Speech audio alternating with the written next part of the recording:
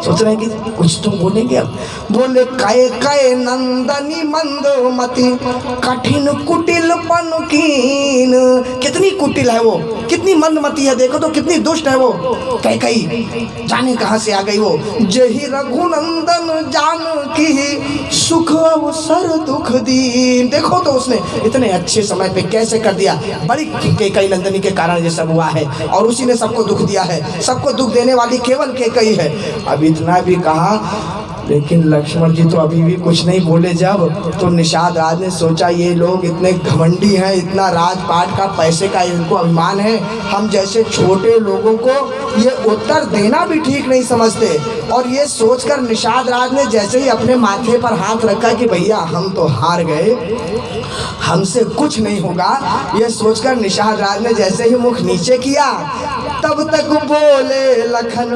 अब बोले लक्ष्मण जी महाराज उत्तर में, इतनी देर बाद निषाद राज के प्रयास के बाद क्या बोले? बोले लखन मधुर मृदुबानी और ज्ञानो विराग भगति रस सानी। लक्ष्मण जी ने कहा क्यों भैया निषाद, तुम क्या बोले अभी थोड़ी देर पहले कि वो कैकई माता ने जेहि रघुनंदन जानकी सुख अवसर दुख दी। सुख के अवसर पे दुख दिया कैकई जी ने। तुमको क्या लगता है कि हम लोगों के दुख का कारण माता कैकई है? अर्थात किसी के दुख का कारण कोई विशेष व्यक्ति हो सकता है क्या? हमको तो यही लगता है भैया। लखनलाल ने कहा तो निषाद राज मेरे भाई एक बात आज गांठ में बांध लो कि काहू न को सुख दुख कर दाता, ये तो निज कृत कर्म भोग सब भ्राता। बहुत सुंदर बात लक्ष्मण जी महाराज आज निषाद राज जी को उपदेश दे रहे हैं। हम लोग लक्ष्मण गीता के नाम से इस प्रसंग को जानते हैं, रामचरितमानस में। माताओं बंधुओं, हमको आपको भी कोई संसार में दुख देने वाला नहीं है। यह हमारे ही पूर्व जन्म के कर्म हैं, हमारे संचित कर्म हैं, हमारे प्रारब्ध हैं जो हमारे सामने पलट करके आ जाते हैं। और हमें ये लगता है कि इस कारण हमें दुख मिला, उन्होंने हमें दुखी किया। कोई किसी को दुखी करने का यहाँ पे माता हिम्मत नहीं रखता है। आप लोगों ने कई बार एक बात देखी होगी माताओं बंधुओं, कई ऐसे लोग होते हैं, एक उदाहरण से समझिए कि कई ऐसे लोग होते हैं कि जिनसे मिलने पर आपके पास आके वो बैठे तो उनसे मिलने पर आपको अच्छा लगता है। इनको देख के मुझे बड़ा अच्छा लगता है, इनसे मिलकर बड़ा अच्छा स्वभाव है इनका, अच्छा लगता है।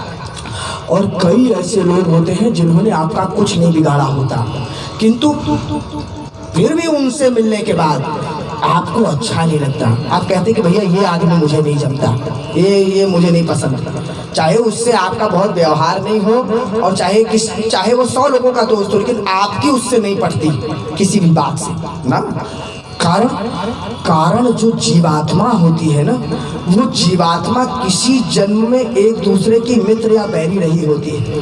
अब शरीर के आवरण से पर्दे पे पर्दा पड़ता जाता है, किंतु अंदर जीवात्मा जब उस जीवात्मा से टकराती है तो पूरी कथा तो समझ में नहीं आती, याद नहीं आती क्यों बैर है, किंतु इतना अवश्य रिपल्शन जिसे कहते हैं, जैसे चुंबक चिपकता है वैसे अगर पॉजिटिव खिंच बाहर चला जाएगा, नेगेटिव दूर चला जाएगा, वैसे ही वो एक दूसरे से दूर भागते हैं वो कि हमें ये पसंद नहीं, समझ नहीं आता हमें कारण क्या है। लेकिन कारण ये है कि किसी जन्म में हमारा उससे अवश्य बैर रहा होता है। कई लोगों से आपने सुना होगा जो आपका बुरा कर देते हैं और आप कहते होंगे कि भैया मैंने तो उसका कुछ भी नहीं बिगाड़ा।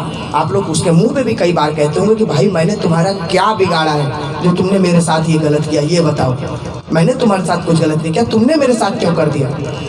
हो सकता है कि किसी जन्म में आपने उसका कुछ बुरा किया हो। जब कहीं चोरी हो जाती है, डकैती हो जाती है, तो सदैव इस बात को मन में रखिएगा कि या तो आपकी कोई उधारी होगी जो वो ले गया पुराने जन्म की, और या फिर उधारी चढ़ा गया। दोनों बातें हैं, यही होता है, इसी से हम संतोष करते हैं अपने आप को। कहने का अर्थ इस संसार में दुख केवल हम अपने ही कर्मों के अनुसार भोगते हैं, कोई और देने वाला नहीं होता है। काहू न को सुख दुख कर दाता, ये निज कृत कर्म भोग सब भ्राता।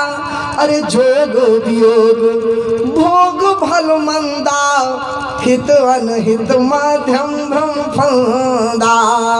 ध्यान दीजिएगा, जोग वियोग और भोग वो भी भल मंदा, बड़े सूत्र के, बड़े गीता का उपदेश की चर्चा हो रही है, आप लोग ध्यान दीजिएगा मानस में। जोग अर्थात मिलन, जोग माने मिलन, वियोग अर्थात बिछड़न, दूर होना, और भोग, भोग अच्छा भी होता है और बुरा भी होता है।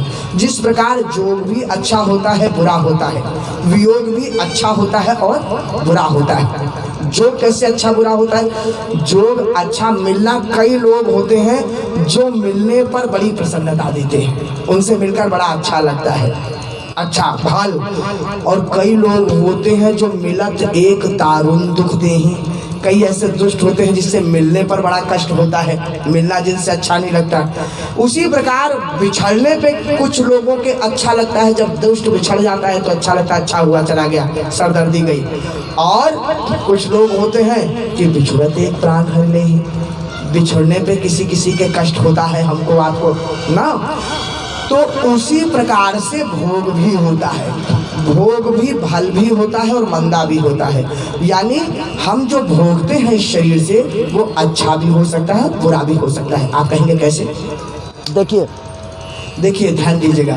प्रथम तो जो भोग होता है ना माताओं बंधुओं, वो भोग केवल आपका भोग केवल आप ही को भोगना है। आपका भोग कोई और इस संसार में नहीं भोग सकता। नंबर एक बात, कैसे?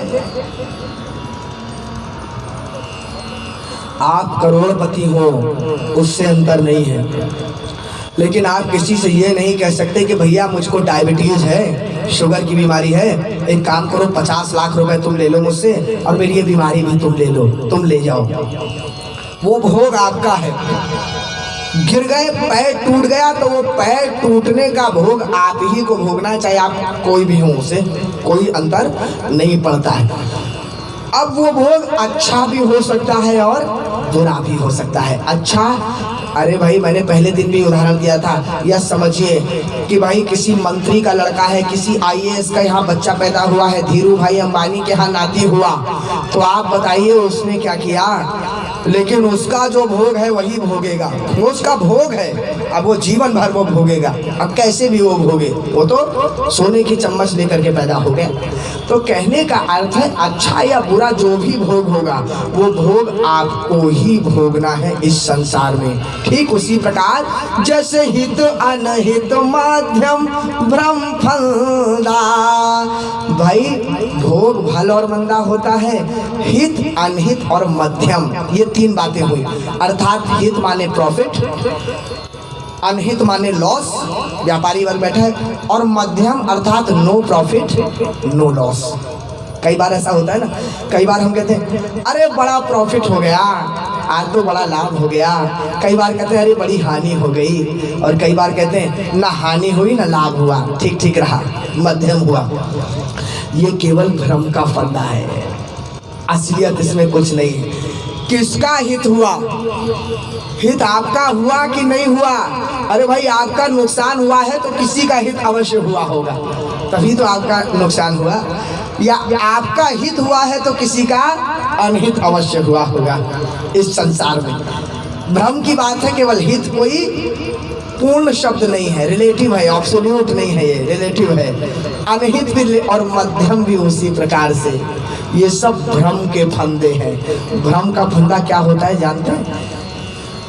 हाथी को आप लोगों ने देखा है माताओं बंधु, सभी ने देखा है हाथी को, तो उसमें कौन सी बात। लेकिन हाथी जब बच्चा होता है ना, छोटा बच्चा हाथी, तो छोटे से हाथी के बच्चे को खूंटे से बांध देता है, उसका महावत रस्सी से पैर बांधता है और खूंटे से बांध देता है। और वही हाथी जब बड़ा बड़ा होने लगता है तो वही खूंटे से बंधा बंधा उसको आदत पड़ जाती है, और उसके मन में ये भ्रम आ जाता है कि ये खूंटे से, रस्सी से जो मैं बंधा हूँ, ये मैं बंध गया हूँ, मैं कहीं नहीं जा सकता। यद्यपि वो चाहे तो पैर का एक झटका देना तो पूरी पृथ्वी के साथ खूंटे को उखाड़ करके वो निकल जाए, लेकिन वो शांति से बैठा रहता है, मैं खूंटे से बंधा हुआ। ऊंट उससे भी एक कदम आगे होता है। ऊंट क्या करता है?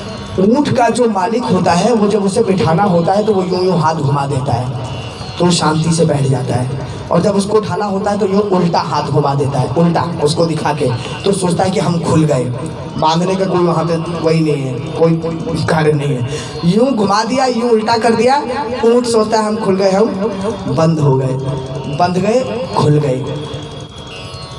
इन दोनों से एक कदम और आगे हम लोग हैं, हम लोग मनुष्य कहने को, वो तो अर्ध चैतन्य है, उनमें बुद्धि नहीं है। हमारे पास बुद्धि होने के बाद भी हम लोग एक ऐसे फंदे में फंसे हुए हैं। भाई देखियो क्या फंदा है। गोस्वामी जी कहते हैं जड़ चेतन ही ग्रंथि परी गई, और जदपि मृखा छूटत कठिनाई। जड़ और चैतन्य के बीच में ऐसी ग्रंथि, ऐसा फंदा हम लोगों ने बांध के रखा है।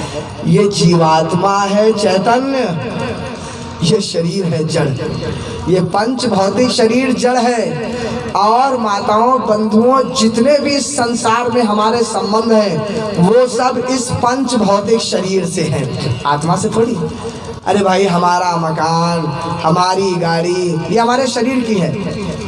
हमारे पत्नी, हमारा भाई, हमारे मित्र, वो सब इस शरीर से हैं। आपका ये शरीर छूट गया, सारे संबंध उसी समय छूट गए कि नहीं छूट गए बोलो?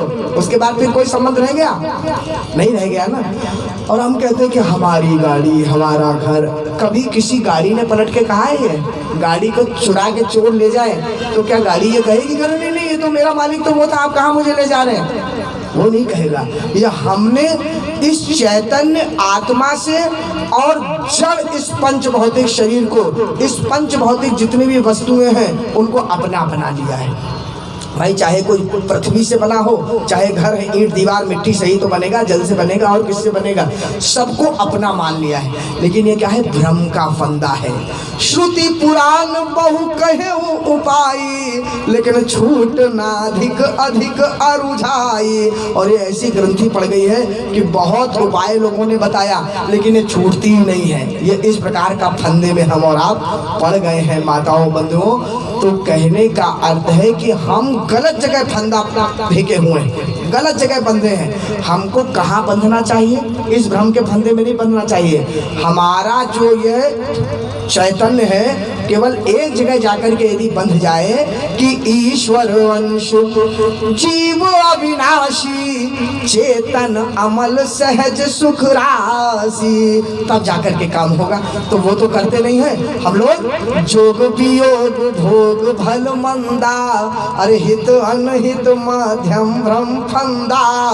जन्म मरण जहाँ लगी जग जालू, संपत्ति विपत्ति कर्म अरु कालू। धरनी धाम धनपुर परिवारू, सरग नरक जहाँ लगी व्यवहारू।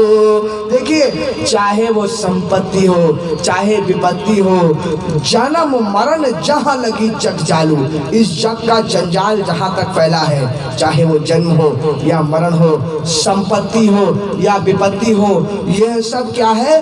काल के अनुसार बदलते रहते हैं। आज हमने जन्म लिया है, कल पुनः इस शरीर को छोड़ के कहीं और जन्म ले लेंगे, परसों कहीं और ले लेंगे। ये जाल है जो चल रहा है। उसी प्रकार आज संपत्ति है तो कल विपत्ति आ जाएगी, और विपत्ति है तो परसों फिर संपत्ति आ जाएगी। ये सब एक कर्म अरु कालो, धरनी धाम धनपुर परिवारो। सरग नरक जहाँ लगी व्यवहारो। अरे देखिए सुनिए, इनको देखो एक बार ढंग से देखो एक बार अंदर के नेत्रों से सुनो, एक बार अंदर के श्रवणों से इस बात को, यहाँ से सुन के यहाँ से मत निकाल दो, देखो अंदर की अंतरात्मा से। और तत्पश्चात गुणीय मन माही, और तब गुनो, विचार करो कि कहाँ मैं फंसा हूँ, ये सत्य है कि नहीं। और तब ये विचार आएगा कि ये सब मोह मूल परमार्थ नहीं, ये सब मोह है, ये सच्चाई इसमें कहीं भी नहीं है, ये तो सपने हो ही भिखारी रखो। जैसे व्यक्ति स्वप्न में भिखारी हो जाए और रंक नाकपति हो और भिखारी राजा हो जाए, उसी प्रकार से ये सारा संसार क्या है, बोले जाग, ये सारा संसार स्वप्न है। पहली बात तो आप समझिए, एक उदाहरण से आप समझेंगे कैसे स्वप्न है माताओं बंधुओं। कि एक घटना बताऊं कि एक शिष्य अपने गुरुदेव के पास गए और गुरुदेव के पास जाकर के उन्होंने कहा कि गुरुदेव, आज मैंने एक बहुत विचित्र सपना देखा, उसका उत्तर मुझे बताइए। तो सवेरे उठ के ही गए होंगे संभव, बिल्कुल स्वाभाविक बात है। तो गुरुदेव ने कहा हाँ हाँ ठीक है, उसका उत्तर हम आपको बताएंगे, लेकिन पहले जाकर के गाय धोइए, गाय धो करके दूध निकालिए, दूध निकाल के दूध गर्म करिए, दूध गर्म करने के बाद फिर वहाँ कुछ सफाई करिए, गाय को चारा वारा सब कुछ करने के बाद आप तब आके हमसे बात करिए। आया था भागते हुए, गुरुदेव ने आदेश दे दिया, चला गया। अब चला गया तो जा करके अब सब कुछ करने में 1-2 घंटा तो लगेगा ही लगेगा काम में। तो 1-2 घंटे के बाद वापस गुरुदेव ने बुलाया, क्यों जी इधर आओ, तुम कह रहे थे कि सपना देखा, क्या सपना देखा बताना जरा। तो उसने कहा गुरुदेव अब तो मैं भूल गया बहुत कुछ, क्या सपना देखा आप बताइए, ऐसा होता है कि नहीं। रात्रि में कई बार हम लोग ऐसा सपना देखते हैं कि रात्रि में नींद खुलती है, और जब नींद खुलती है तो वो सपना इतना विचित्र रहता है कि उस विचित्र सपने के कारण हम उसी समय कुछ क्षण भर सोचने लग जाते हैं, चिंतित हो जाते हैं या दुखी हो जाते हैं या प्रसन्न हो जाते हैं, कुछ भी ऐसा उस रात्रि में ही हो जाता है। सुबह उठते हैं तो ऐसा लगता है कुछ स्वप्न के बारे में चर्चा करेंगे, कई बार वो उतने तक याद रह जाता है। लेकिन आपको याद है कि आज से 3 दिन पहले आपने कौन सा सपना देखा था, 5 दिन पहले कौन सा सपना देखा था।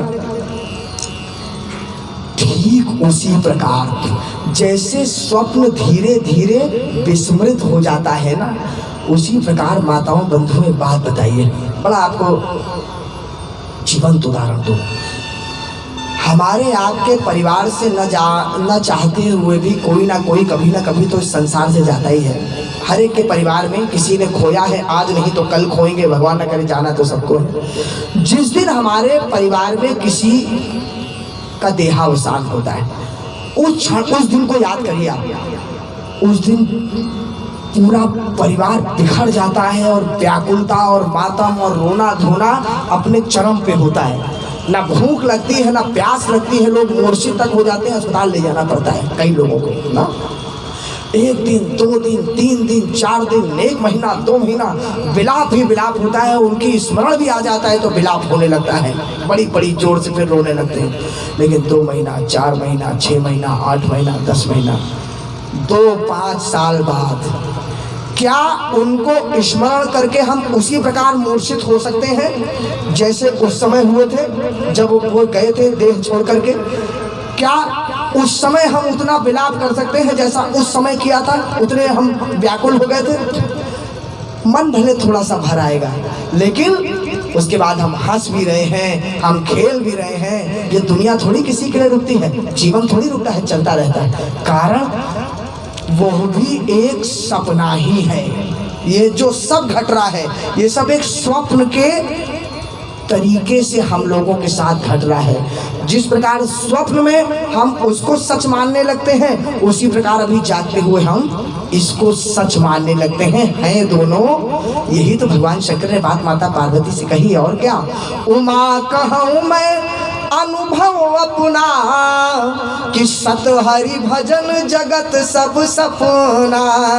तो ये स्वप्न की तरह हम लोग ये जीवन जी रहे हैं, लेकिन मानते नहीं इस बात को। लक्ष्मण जी यही कह रहे हैं, सपने होई भिखारी रतो और रंक नाक पति होए, जागे लाभ न हानि कछु तिमि प्रपंच जिए जोए। सपने में व्यक्ति भिखारी हो जाए चाहे अरबपति हो जाए, जागने तो उसे ना कोई लाभ है ना हानि है। जैसे जब ये जीवात्मा इस शरीर से निकल गई, बात सारी खत्म हो गई, क्या लाभ क्या हानि।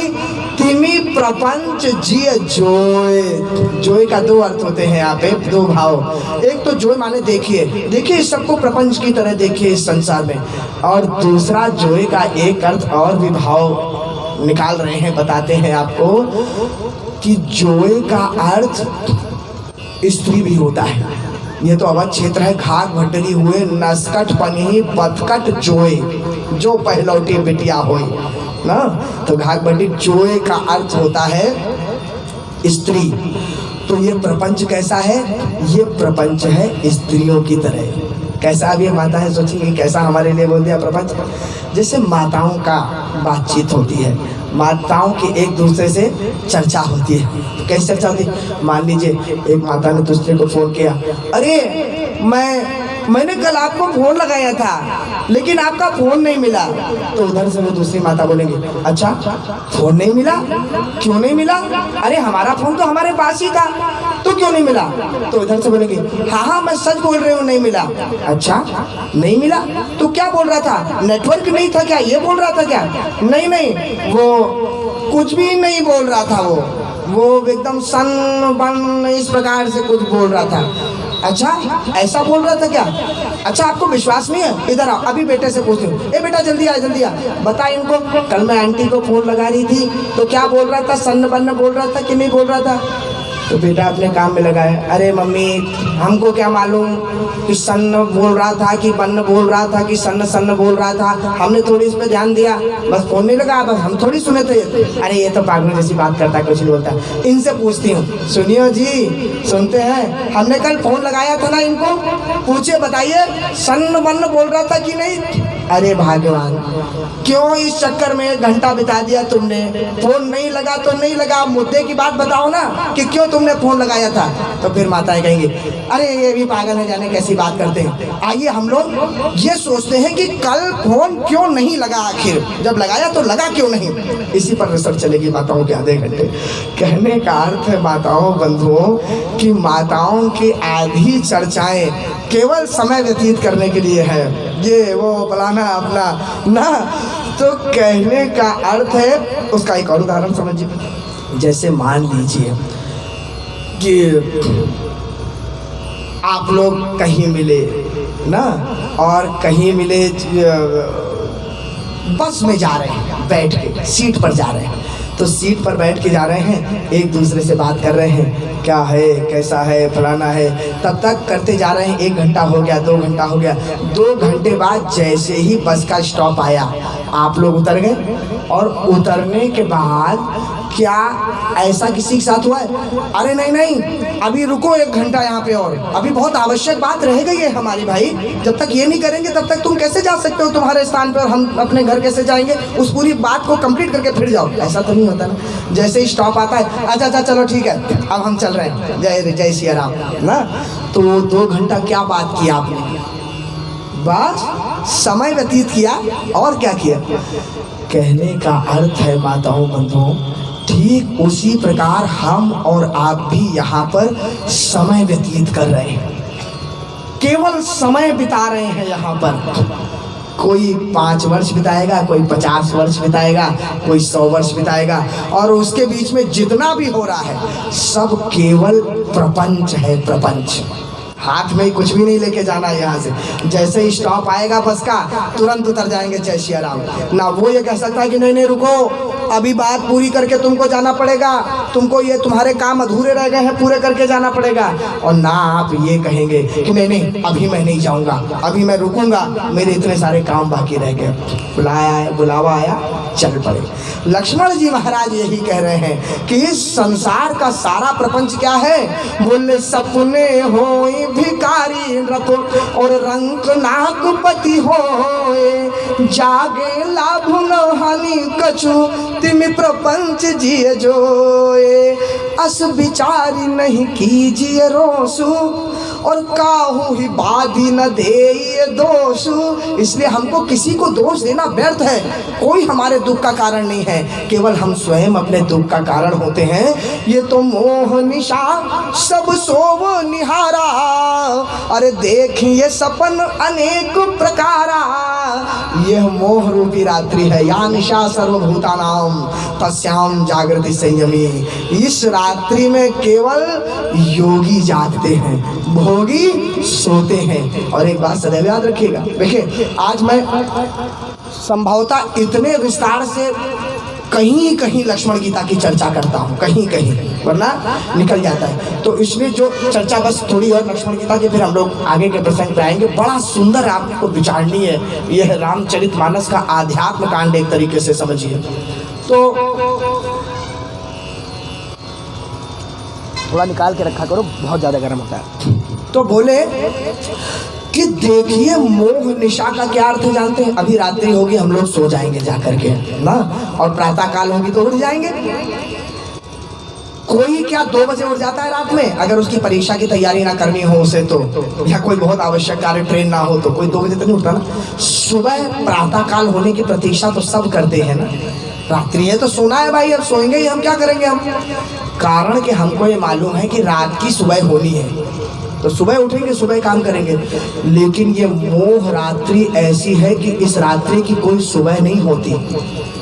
अर्थात ये नहीं है कि जब सुबह हो जाएगी तब उठेंगे, जब मोह रूपी रात्रि बीत जाएगी, क्योंकि मोह रूपी रात्रि कभी बीतनी नहीं है जीवन भर। इस रात की सुबह नहीं है, इसीलिए कहते हैं जब जागो तब सवेरा है इसका। इसमें आपको तुरंत उठ जाना पड़ेगा। जो जितने जल्दी उठ गया उसका उतने जल्दी सवेरा हो गया। जैसे ध्रुव भगवान 5 वर्ष में उठ गए, उनका तब सवेरा हो गया। आदि शंकराचार्य भगवान आदि जो देखिए अल्प आयु में ही उठ करके और चल दिए उनका से। और कुछ लोगों का 80-80 वर्ष में भी सवेरा नहीं होता है, चले जाते हैं, सोते सोते ही सो जाते हैं और चले जाते हैं, उनका सवेरा नहीं। तो इसलिए क्या करना है, अगर सोते रहोगे तो स्वप्न पे स्वप्न आते रहेंगे, स्वप्न आप देखते रहोगे बस। कभी कोई स्वप्न, कभी जमीन का, कभी जायदाद का, कभी बिल्डिंग का, कभी भाई का, कभी झगड़े का। तो मोह निशा सब सोव निहारा, और देखिए सपन अनेक प्रकारा। अरे यही जग जामिनी, जामिनी अर्थात रात्रि में ही जागो, सुबह नहीं होगी कभी कि सुबह की प्रतीक्षा करनी है। जाग ही जोगी और परमारथी प्रपंच वियोगी, जान ही तब ही जीव जग जागा, जब सब विषय विलास विरागा। जब विषयों से, भोग विलास से वैराग्य हो जाए, समझ में आ जाए कि हमारे समय को नष्ट करने के लिए है, हमारे शरीर को नष्ट करने के लिए है, हमारे विचारों को नष्ट करने के लिए। विषय ही विष से बना हुआ है, विषय शब्द विष से बना हुआ है। इसलिए सबसे पहले जब विषय से, भोग से आपका वैराग्य हो जाए, और क्या हो ही विवेक मोह भ्रम भागा, तब रघुनाथ चरण अनुरागा। जब मोह भाग जाएगा, वैराग्य हो जाएगा, तब जाके भगवान के भक्तों में आपकी प्रीति जागृत हो जाएगी। और जब तक ये जागृत नहीं होती तब तक सम्मोह में पड़े हैं। सखा समुझियस परिहरि मोह, इसलिए सब त्याग दो। लक्ष्मण जी महाराज कहते हैं, अरे निषाद, भगवान को तुम कोई राम जी को क्या मनुष्य समझ रहे हो कि यहाँ कर पड़े हुए हैं? तुमने कहा इनको सोते हुए देख के मुझे कष्ट हो रहा है। ये राम ब्रह्म परमारथ रूपा और अभिगत अलख अनादि अनुपा, ये तो भगत भूमि भूसुर सुरभि सुरहित लागी कृपाल, करत चरित धरि मनुज तनु सुनत मिटहि जग जाल। ये तो भक्तों के लिए आए हैं, इस प्रकार माता पृथ्वी के लिए, माता गौ के लिए आए हैं, देवताओं के लिए आए हैं। ऐसा मत सोचो। अब चर्चा करते करते करते करते और देखिए क्या हो गया, कहत राम गुण भाभिनु सारा। यही है सूत्र है। इस रात की सुबह कैसे होगी? रात की सुबह, मोह निशा की सुबह केवल भगवान नाम संकीर्तन के द्वारा होगी, भगवत कथा के द्वारा होगी। और जब जाग गए सब, भगवान भी उधर से जागे, जागे जग मंगल सुखधारा। भगवान भी जाग गए और जाग के क्या किया कि अनुज सहित निज जटा बनाए। देखिए जागे तो क्या किया, सकल सोच करी राम नहावा और सुचि सुजान बट क्षीर मंगावा। बड़का दूध मंगाया, अनुज सहित निज जटा बनाए। और जैसे ही जटा पे उन्होंने लगाया, जटा जूट बांधी, अरे भगवान क्या कहना था। सुमंत्र जी महाराज तो मूर्छित हो गए वो देख करके, यह क्या हो गया। मुझे लगा था कि राम जी जंगल में जाएंगे तो हो सकता है कि कष्ट सहने के बाद उन्हें राजमहल की याद आ जाए। अरे ये तो उनका वैराग्य और जटिल हो गया, उन्होंने जटाजूट बना लिया। तो देखी सुमंत्र नयन जल छाए, आंखों से झरझर झरझर आंसू बहने लग गए, चरणों पे दंडवत हो गए सुमंत्र जी। अरे प्रभु, अरे मुझसे बहुत बड़ी गलती हो गई, मैं कोई आपको जंगल घुमाने के लिए नहीं आया था, मैं तो एक षड्यंत्र के तहत आपके साथ आया था। मुझसे राजा जी ने सीधे सीधे ये बात कही थी प्रभु कि नाथ कहे वस कौशल ना था, अरे लय रथ जाहु राम के साथा। अरे बन दिखाई सुरसरी अनवाई, आने फेरी बेगी दो भाई। दोनों को जितने जल्दी ले आओ, घुमा फिरा के गंगा स्नान करा के, लखन राम सिंह आने फेरी, संशय सकल सकोच निबेरी। नृपवस कहे गोसाई जस, राजा जी ने तो ये कहा है, आगे आपकी जो आज्ञा हो। कहे करो बलि सोई, और करी बिनती पायन परे तीन बाल जी रोई। चरणों पे गिर के सुमंत्र जी महाराज भी बच्चों की तरह रहने लग गए, बिलखने लग गए। नहीं जाने दूंगा मैं आपको कहीं नहीं जाने दूंगा। जैसे अयोध्या वासी रो रहे थे उसी प्रकार रोने लग गए। प्रभु श्री राम ने किसी प्रकार उठाया, अरे पिताजी, आप मेरे पिताजी को सुझाव देते हैं, समझाते हैं, मैं आपको क्या समझाऊं? आप तो संपूर्ण हैं, सब जानते हैं। मंत्री ही राम उठाई प्रबोधा, और बोले तात धर्म मत तुम सब शोधा। सब तो जानते हो आप। शिव दधीचि हरिचंद नरेशा। देखिए माताओं बंधुओं, हमारे यहाँ धर्म के लिए राजा शिवी ने कबूतर को बचाने के लिए अपने मांस का दान दे दिया, दधीचि जी महाराज ने हड्डियों का दान दे दिया, हरिश्चंद्र जी महाराज ने जाकर के ढूंढ के यहाँ पर पे अपनी नौकरी करी और अपने ही पुत्र का कर वसूलने के लिए जिद पे अड़ गए थे। तो कहने का अर्थ है, यह धर्म प्रभु श्री राम उदाहरण दे रहे हैं, हम उस सनातन धर्म का पालन करने वाले लोग हैं। शिव दधीचि हरिचंद नरेशा, अरे सहे धर्म हित कोटि कलेशा। रंति देव बलि भूप सुजाना, धर्म धरे सही संकट नाना। मैं सोई धर्म सुलभ करी पावा, तजेती हूँ पूर्व अपजस छावा। विचार करिए, राम जी कह रहे हैं किसी को मांस देना पड़ गया, किसी को हड्डी देनी पड़ गई, किसी को संकट सहना पड़ गया। अरे मुझे तो केवल 14 वर्ष का वनवास है, बहुत सस्ते का सौदा हो रहा है, बहुत सस्ते में यह धर्म मुझे मिल जा रहा है। अरे पिताजी, संभावित कहाँ अपजस लाहू। वाह, संभावित से चाकीर्तिर मरणातिथि निश्चित। भगवान श्री कृष्ण ने गीता में इस बात को कहा है। उत्तम पुरुष के लिए सम्मान चला गया तो सब चला गया। यही कहा, यदि संभावित व्यक्ति को, उत्तम पुरुष को अपयश मिल जाए ना, तो मरण कोटि समदारुण दाहू, करोड़ों मृत्यु के समान है वो। तुम संतात बहुत का कहूँ, दिए उतर फिर पातक लहूँ। आपसे कुछ नहीं कह सकता, मुझे जाना बहुत आवश्यक है। सुमंत्र जी महाराज ने सोचा, राम जी ने तो दो धर्म सम्मत मुझे उत्तर दे दिया, क्या बोलूं मैं इनसे। धीरे से लक्ष्मण जी महाराज की तरफ देखा, क्योंकि उन्होंने कहा था कि अगर राम जी नहीं आए तो लक्ष्मण को ले आना।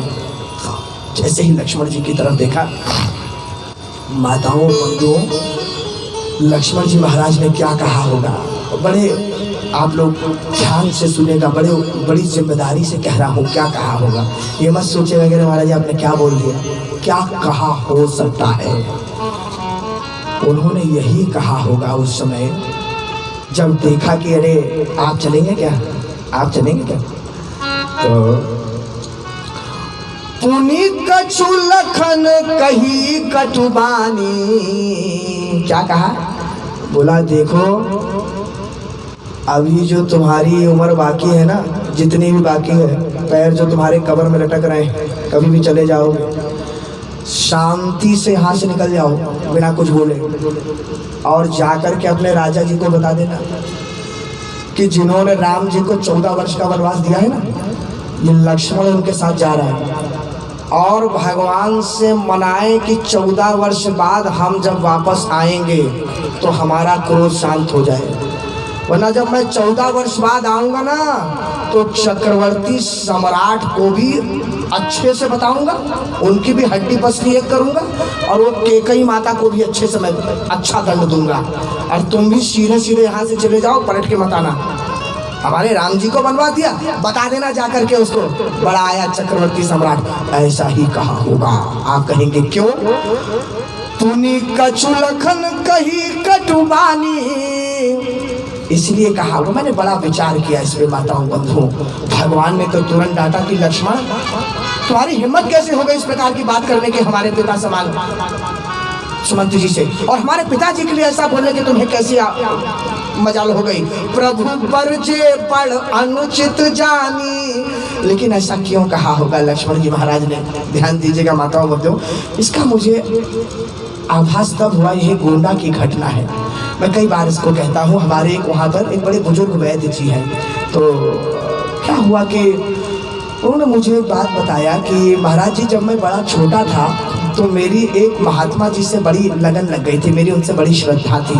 मैं जाता था, रोज उनकी सेवा करता था बचपन में। उनको वो मुझे कुछ खिलाते थे, कभी फल खिलाते थे, कभी प्रसाद खिलाते थे, कभी कुछ कथा सुनाते थे। मैं तो अपना स्कूल से छूट के सीधे वहीं भाग जाऊँ, घर पे भी नहीं आऊँ। मेरी माता मुझे खूब डांटे, बार बार घर पे बुलाने आए, सब करें, लेकिन मेरा उनसे बड़ा अपनापन था। धीरे धीरे उनकी तबीयत खराब होने लग गई, बुजुर्ग महात्मा थे। अब मैं जाऊँ तो जाने पर वो मुझको बहुत डांटे, मुझको गाली बके महाराज जी, मुझे बहुत उल्टा सीधा बोले। मैं भी रोता भी लगता, आ जाऊँ बार बार, जाऊँ बड़ा प्रेम के लिए, और वो डांट फटकार के मुझे भगा दे। तो गांव वालों ने उनसे कहा बाबा जी से कि तुम बाबा जी हो, महात्मा हो, तुमको शर्म नहीं आती?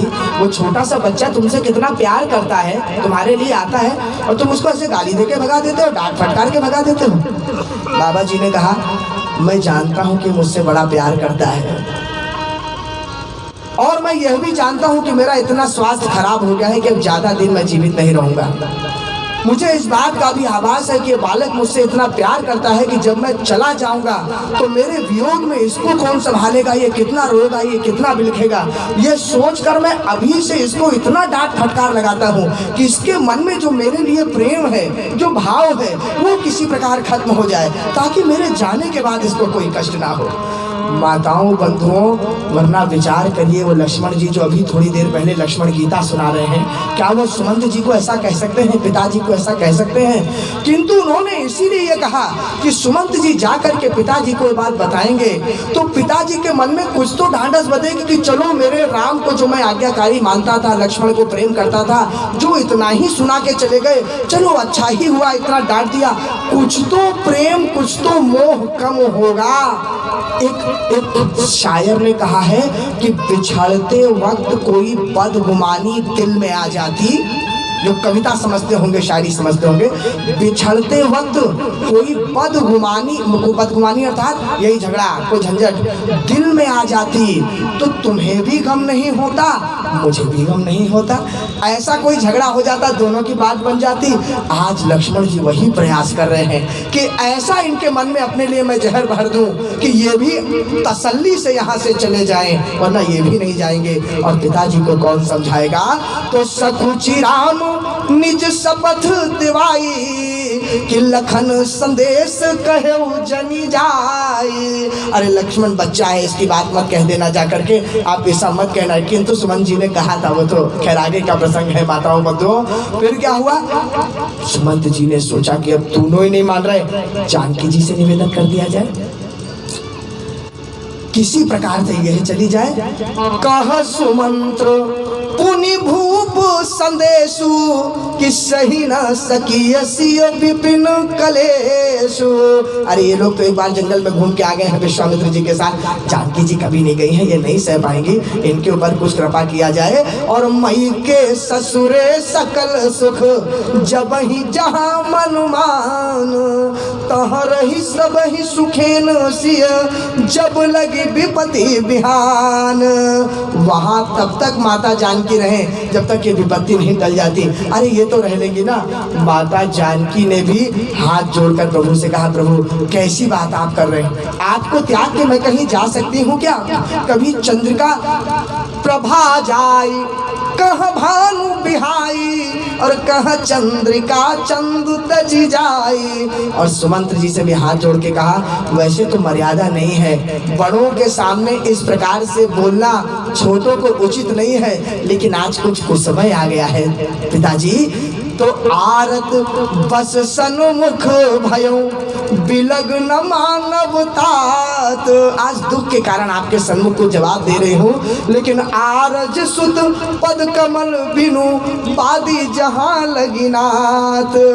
मैं अपने पतिदेव के बिना मैं कहीं नहीं रह सकती। मैंने पिता का भी सुख देखा है, उनका भी राजपाट देखा है, मैंने ससुर जी का भी देखा है, लेकिन सब कुछ पति देव के आगे सब कुछ व्यर्थ है, पति देव के साथ ही मैं रहूंगी। अब सुमंत्र जी महाराज की तो ऐसी स्थिति है, हाथ जोड़कर कहते हैं राम जी से, प्रभु आप भी चलने को तैयार नहीं हुए, लक्ष्मण जी भी नहीं हुए, जानकी जी भी नहीं हुई, इसमें संभवतः मेरी यही दोष है।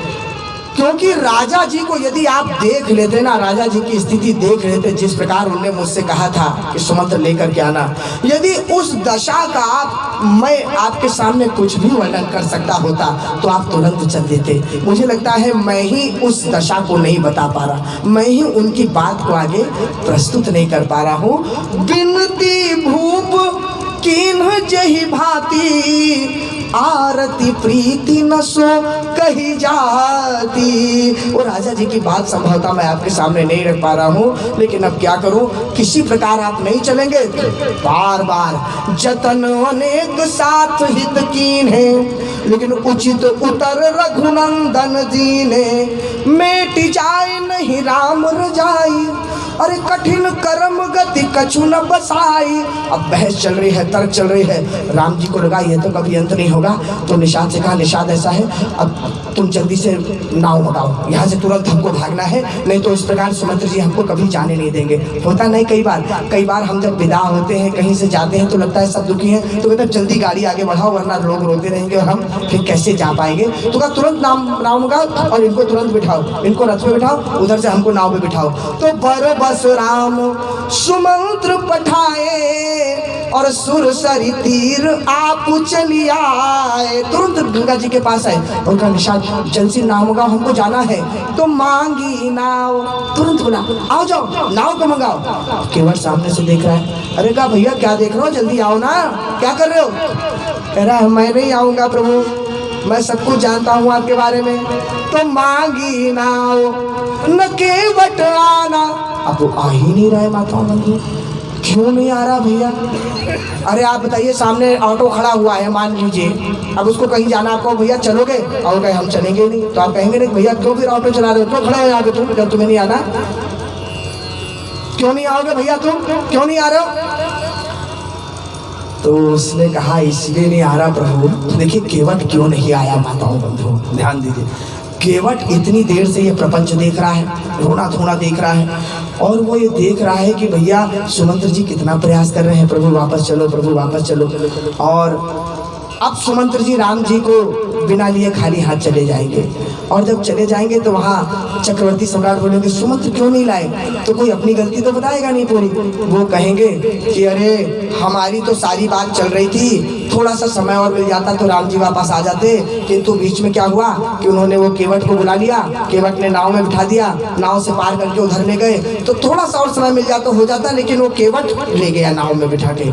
तो चक्रवर्ती सम्राट सोचेंगे वाह एक पिता का दुख उस केवट जैसे लालची व्यक्ति को, इतना बड़ा व्यापारी है कि उसको अपनी नाव की उतराई की इतनी पड़ी थी कि अगर वो थोड़ी देर रुक जाता तो हो सकता था मेरा पुत्र मेरे पास वापस आ जाता। इतना स्वार्थी, इतना लालची केवट। तो जाओ, मैं आदेश देता हूँ कि आज के बाद उस केवट को ढूंढ के उसकी नाव को जब्त कर लिया जाए और उसको कारागृह में बंद कर दिया जाए। कोई उसकी नाव में आज के बाद नहीं बैठेगा। तो केवट कहता है, प्रभु ऐसा है कि आप बुला रहे हैं। जब सुनी है दशरथ बलधारी, केवट ने दियो पार उतारी। तो चक्रवर्ती दशरथ महाराजा, जिनके डर सब डरत समाजा। वो तो चक्रवर्ती सम्राट है। सुरपति बसई बाह बल जाके, नरपति सकल रही रुखता के। तो चक्रवर्ती दशरथ महाराजा, जिनके डर सब डरत समाजा।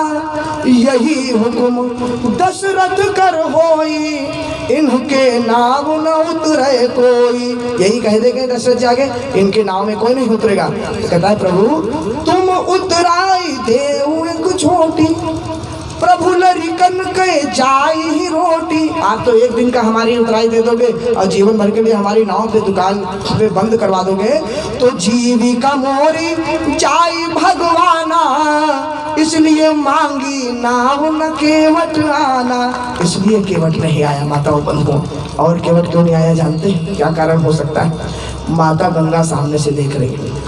तो माता गंगा सोच रही है, अरे केवट, तेरे को जीवन भर मैंने पाला पोसा बेटा, मेरे ऊपर ही तू नाव चला रहा है। आज मेरे प्रभु मेरे सामने आए हैं तो चुपचाप नाव में बिठा के ले जाएगा, हम उनके चरण भी स्पर्श नहीं कर पाएंगे। भले प्रभु भी ही क्यों ना जाए, देखिए स्वार्थ ही तो अपना स्वार्थ देखता है। भले प्रभु भी क्यों ना जाए, हमारे ऊपर से होकर के चले जाने दो, इनको नाव में मत ले जाना। उधर से प्रभु कह रहे हैं, आ जाओ केवट। इधर से माता गंगा देख रही है, चले मत जाना केवट। तो केवट कहता है, प्रभु सुरसरी कोटिक दे है गारी, केवट बनी भली बात बिगारी। सब बन गया था, किनारे तक आ गए थे प्रभु, अब ये बीच में अपना काम कर गया।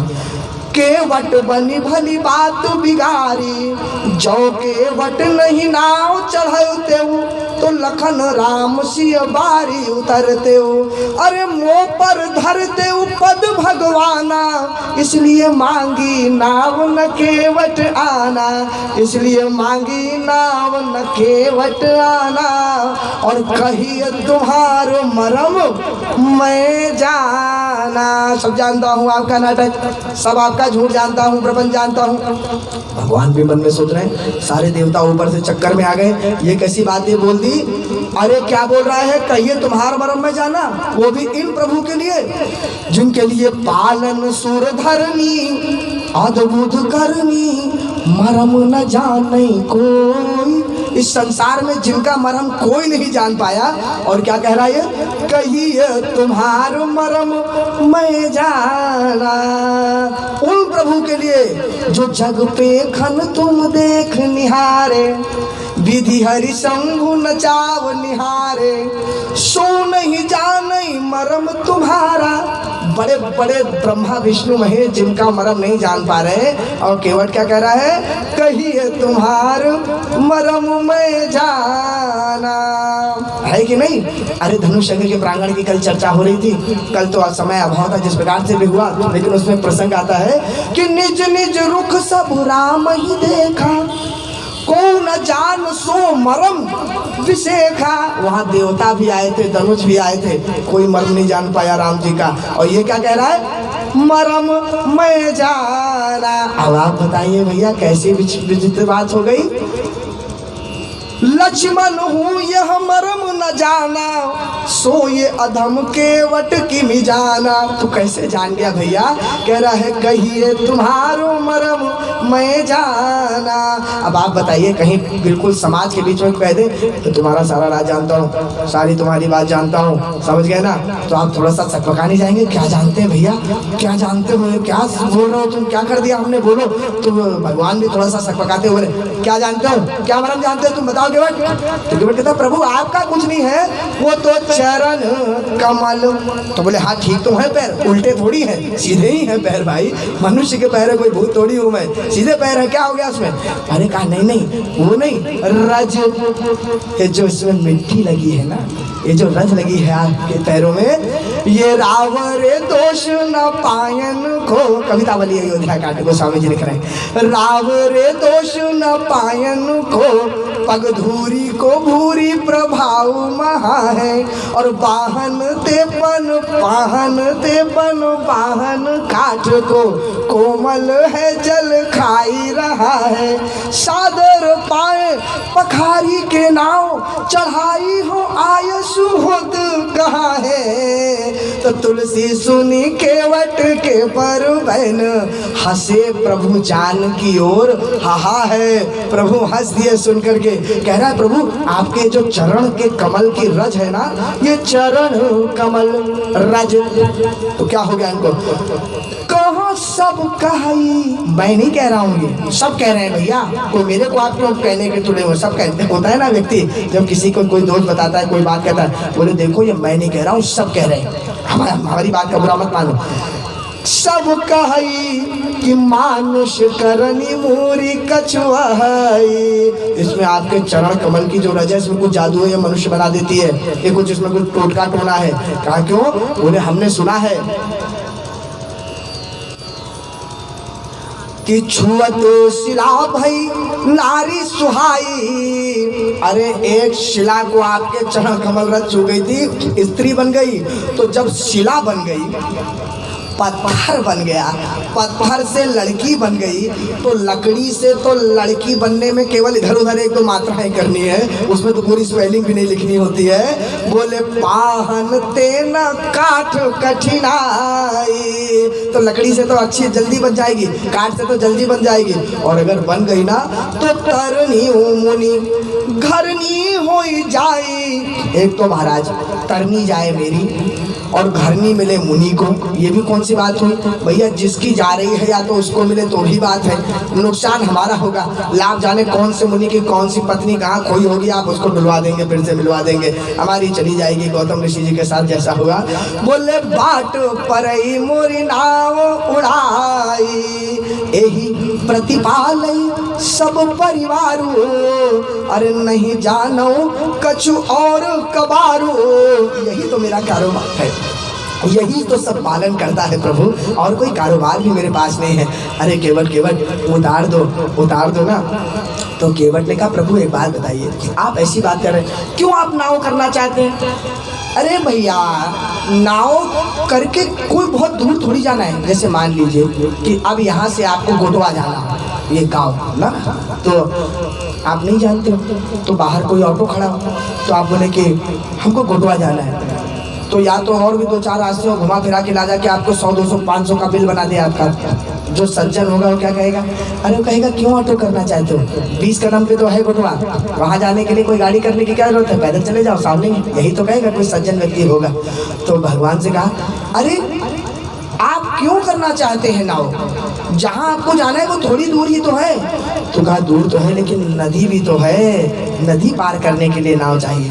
अरे बोले कैसी आप बात कर रहे हैं, नदी में भी केवल कमर तक का ही पानी है, आप नीचे से चले जाएंगे, कोई ऐसा नहीं है कि आप लोग डूब जाएंगे, बहुत ज्यादा पानी है, क्या ऐसा है? बोले हाँ प्रभु यही घाट ते थोड़ी को दूर है, कविता बोली अयोध्या का, थोड़ी दूर है, और जल गहरा तो नहीं, कटिलो जल था दिखाई हो, जो कटी तक है जल था, दिखा देता हूँ अभी। पर से पग धूरी तरे तरनी, घरनी घर क्यों समझाई हो, जो तुलसी अवलंब नौर कछु लड़का के ही भाती जी आई हो, जो बच्चों को कैसे पालूंगा ये तो बताइए, अगर आप इस प्रकार चल जाएंगे। और बरुमारी मोही बिना पग धोए हो, नाथ न नाव चढ़ाई हो, जो जब तक आप मुझे मार दीजिए कुछ भी कर दीजिए तब तक नाव पे मैं नहीं चढ़ाऊंगा, जब तक। तो बोले चाहते क्या हुआ? बोले मैं ये चाहता हूँ प्रभु कि जो प्रभु पार अवश्य गा चाहू, तो मोही पद पदुम पखारन कहू। तो आप मुझसे कहिए चरण पखारने के लिए। तो लक्ष्मण जी ने कहा केवट तुम कैसी पागलों जैसी बात करते हो, अरे हमारे प्रभु हैं, इनके चरणों का ध्यान बड़े बड़े देवता लगाते हैं, बड़े बड़े ऋषि मुनि लगाते हैं। तुमको ये सुलभ यहाँ पे मिल गए हैं, सुलभ हो गए हैं, तो जाओ दौड़ के जाकर के चरण पखार लो जो तुम्हें करना हो अभी मौका पाके। ये क्या हुआ कि कहो, तो बोले नहीं, आप कहो हमसे कि हम आपके चरण पखारें। तो कहा ये कौन सी बात है, हम क्यों कहें भाई, तुम्हें करना है, तुम्हारी इच्छा तुम करो। ब्रह्मा विष्णु महेश इनकी करते हैं, सेवा करते हैं और उनके चरणों का ध्यान लगा दो। बोले महाराज ऐसा है, वो ध्यान लगाते होंगे क्योंकि गरज उनकी होती होगी, यहाँ पर गरज आपकी है, पार आपको जाना है, तो गरज जिसकी होती वो बोलता है, इसलिए आप हमसे बोलिए कि हम आपके चरण पखारें। तो भगवान ने कहा अच्छा चलो, क्या क्या चाहते हो तुम, जो कहोगे वो कह देते हैं। बोले केवल प्रभु मैं ये चाहता हूँ कि पद कमल धोई चढ़ाई नाव, न नाथ उतराई चहो, और मोहि राम रावरी आन दशरथ। बोले पक्का एक बात बताओ केवट, तुम वहाँ जाके उतराई तो नहीं लोगे, वहाँ पे तुम कह रहे हो यहाँ न नाथ उतराई चढ़ो, वहाँ पे अगर ले लिया तो उतराई। तो केवट ने कहा प्रभु पक्का नहीं लूँगा, विश्वास ना हो तो आपकी कसम खाओ। तो बोले अच्छा, और बोले अगर उस पर विश्वास ना हो तो आपके बाप की कसम खा लूँ भैया, आपकी आपके बाप की दोनों की कसम खा के बोलता हूँ। तो लक्ष्मण जी महाराज और क्रोधित हो गए। लक्ष्मण जी ने कहा भाई तुम हमारे तक बात रखो, एक बात बताइए, हम लोग चर्चा करें, कोई बात करें, और एकदम से कोई कहते कि तुम्हारा बाप तुम्हारे पिता, तो हम लोग कहते नहीं कि भाई बाप तक कैसे पहुंच गए तुम, बाप की बात कैसे कर दी, हमसे बात करो, हमारे पिता का नाम कैसे ले दिया, झगड़ा हो जाएगा कि नहीं। तो कहा तुमने बाप का नाम कैसे ले दिया, अभी मार दूंगा तुरंत तुम्हें बाण, इसी समय केवल। तो केवल ने कहा प्रभु बिल्कुल तुरंत मार दीजिए, देर मत करिए मारने में, बिल्कुल विलम्ब ना करिए। बरुतीर मार ही लखन पे, मार दीजिए, लेकिन एक बात सदैव याद रखिएगा, यदि आज आपने मुझे बाण मार दिया ना तो मेरी मृत्यु अमर हो जाएगी। अमर कैसे, कहा इसलिए अमर हो जाएगी प्रभु क्योंकि जब भी किसी की मृत्यु होती है तो मृत्यु के बाद, वध के बाद जज साहब 3 ही मुख्य प्रश्न पूछते हैं।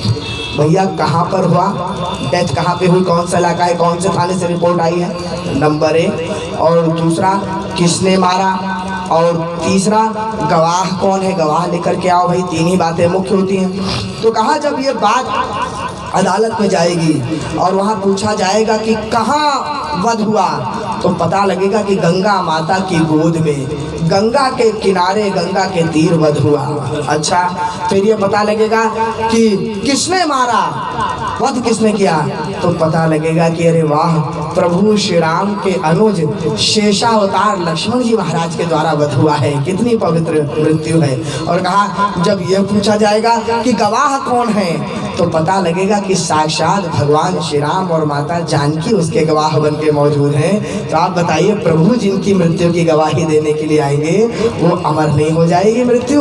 तो पर तीर मार ही लखन पे, जब लगी न पाए पखारी हो, तब लगी न तुलसीदास नाथ कृपाल पार उतारी हो।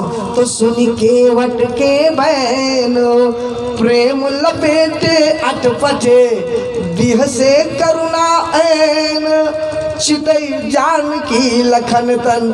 भगवान भी मुस्कुरा दिए माता जानकी और लक्ष्मण जी की तरफ देखे कि देखो यह प्रारंभ आप ही लोगों ने किया है ना, जिद करना मैं भी चलूंगी, मैं भी चलूंगा, आप लोगों की बात मैंने मानी, आपकी जिद मानी, और आप लोगों की जिद ने ये नियम में एक नया परिपाटी रच दी कि अब जो देखो वो हमसे जिद कर रहा है। और आज हमने यदि इसकी जिद नहीं मानी तो लोग क्या कहेंगे कि वाह अपनी पत्नी की जिद मान ली, अपने भाई की बात मान ली और केवट की नहीं मानी, तब इससे भी पैर पखराने पड़ेंगे कि नहीं पखराने पड़ेंगे।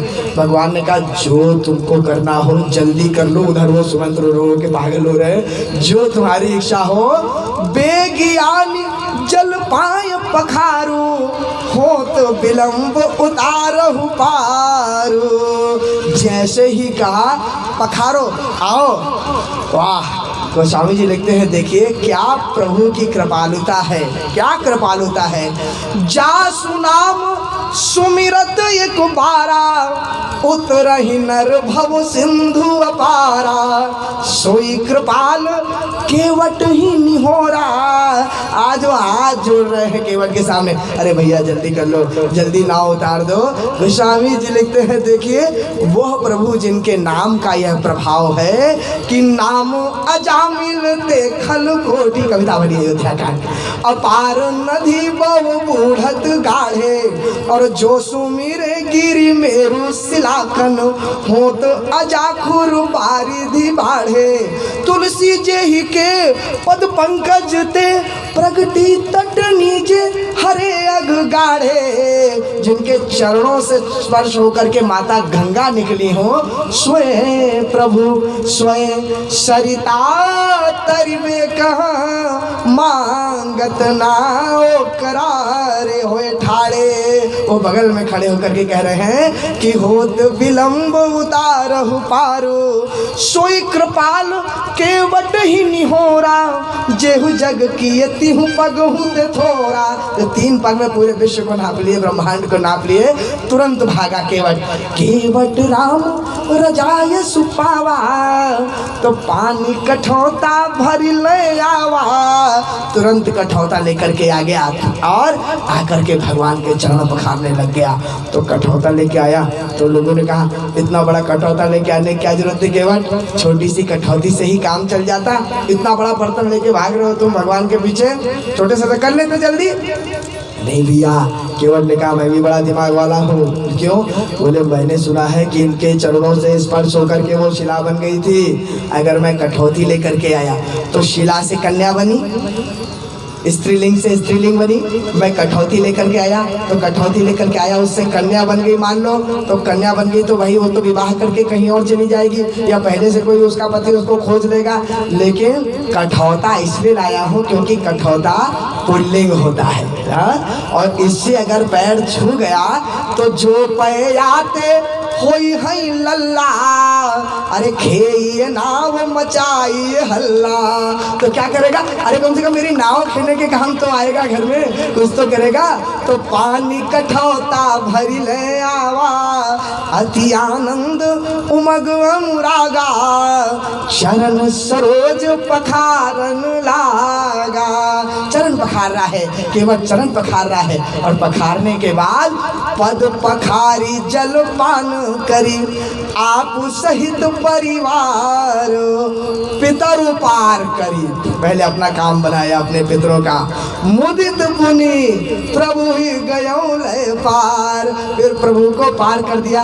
अब जैसे ही प्रभु को पार करके वहाँ तीर्थराज प्रयाग की सीमा में भगवान उतरे ना, तो उतरी ठांडी भय सुर शरीरेता, सिय रखन गो सहित समेता।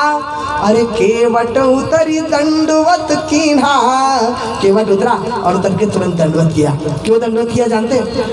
अरे भाई कई बार शिष्टाचार में ये होता है कि जो छोटा व्यक्ति होता है उसको जब पारिश्रमिक चाहिए होता है तो थोड़ी कहता पैसा दो,